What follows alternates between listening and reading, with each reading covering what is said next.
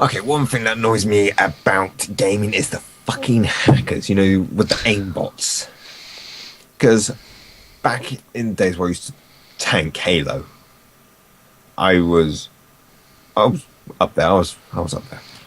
Um, I was a relatively good sniper. Then someone on the opposite end of the map with like a pistol turns around and snipes you with a pistol. It's sort of like, wait a minute, I'm doing this gag. I'm doing this gag. It's sort of like, how the fuck did you actually? You're over there.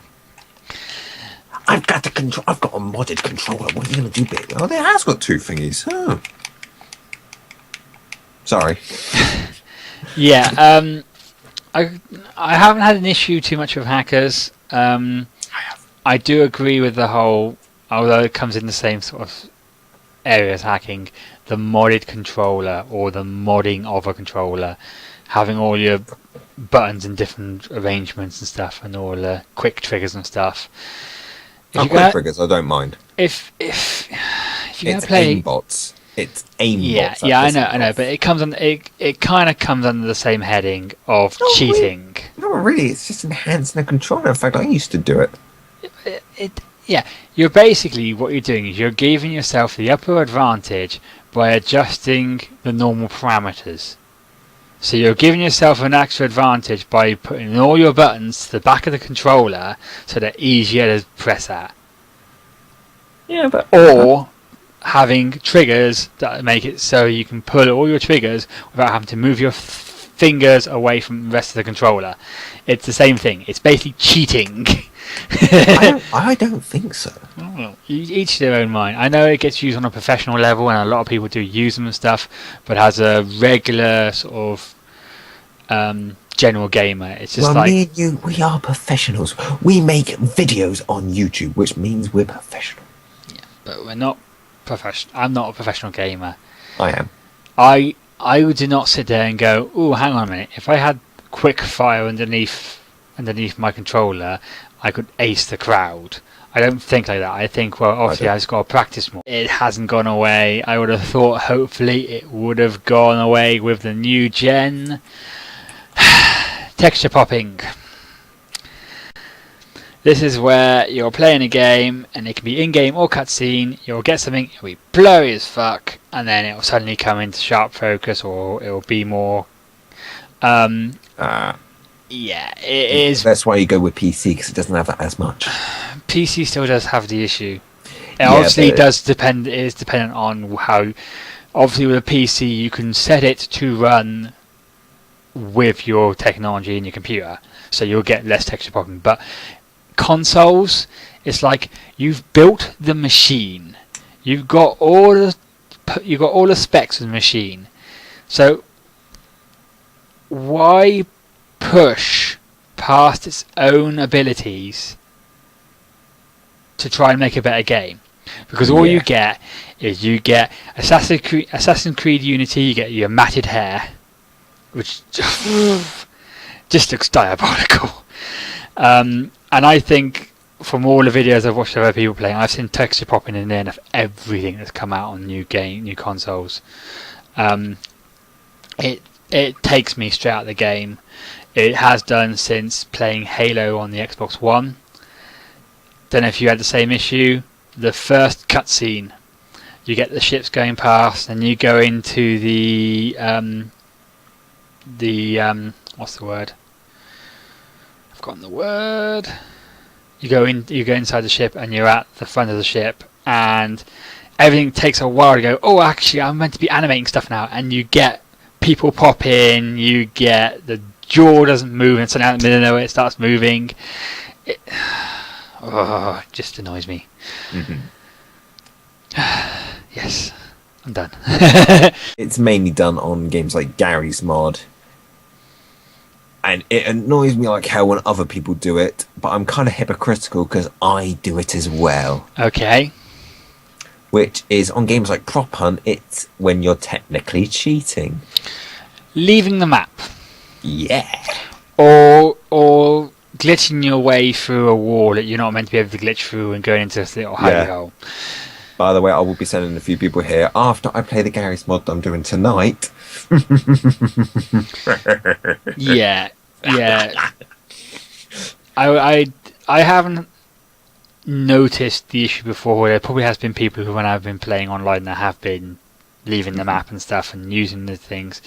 One of the Gary's mod sessions I did last time, which was of Prop Hunt, I managed to get under the map, and oh my god, I did this for like 4 rounds, and it pissed them off.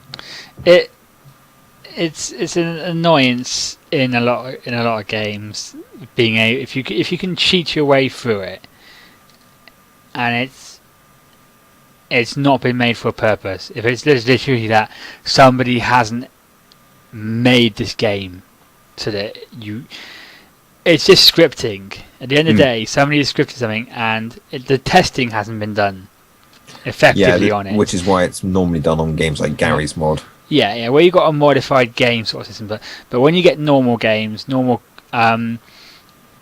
a couple I've had in the past where it's like you've got doorways you can't get through, but if you sit up against a door and you glitch yourself backwards, you can walk through them and stuff like that.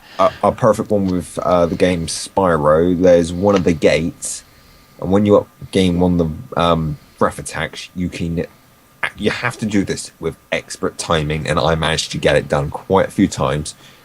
You charge, you breathe fire, and then you jump at the gate. And you go straight through. You go straight through. It's just you got to try and think. A lot of these games have testers, and the tester's job is to do exactly that. Tester's job is to run into the wall and go, "Can I get through it? No. Can I find a sneaky way of going around this room?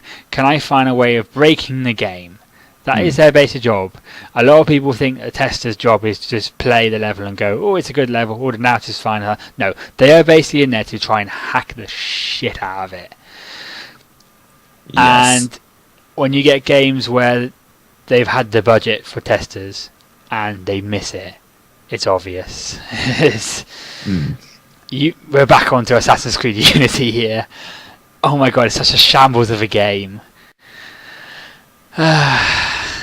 Right. I think I know what your third one's going to be. And I think you know what my third one's going to be. So I think we should say the third one in sync. Really? Oh yeah. Okay. We're hoping this is going to be the same thing now. 3, 2, 1. Lag. It was as well. I was really tempted to go 4 boob pictures. 4 boob pictures. Lag. Right. Lag. It's the Antichrist. It's one of those things that are getting better. A lot more online systems are starting to do pressure testing and stuff like that. I've just started in on the Evolve beta, and I was involved in the alpha as well. And they do this one day where they just basically say, "Get on, all get on, and just rape us of our server. Just see how much it can take before it literally falls apart." And I think it does help that a lot more games are having more dedicated servers, not doing the whole peer-to-peer thing where you're running off of everyone else's. You're running on whoever's hosting, or you're running on whoever's got the weakest signal, which leads to the fun with lag. I don't know if it's possible, but I think it's one of those things where if they know the game suffers from lag, there should be kind of like a fail-safe system. Because the one thing I don't like, and I've had it on primarily the Call of Duty games, lag killing. Yeah. If you aren't lagging but somebody else is, for some unknown reason I find that it tends to give them the upper hand. So then when they stop lagging, they've already killed you because they've decided to swing while they're lagging and stuff. Yeah. So don't know if that is actually a concept or is that something that's coming in, but it pisses me off. If it wasn't a concept, you just told everyone how to do it. Yeah. But yeah, lag is definitely a big issue in the gaming community in general. Once something starts lagging, it's an issue.